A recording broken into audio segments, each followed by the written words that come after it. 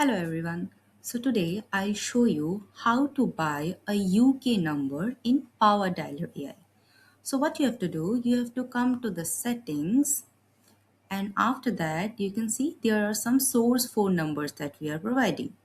Thereafter you have to go to buy a new one tab. Buy a new one. If you click on here, you will see there is an option called submit regulatory bundle.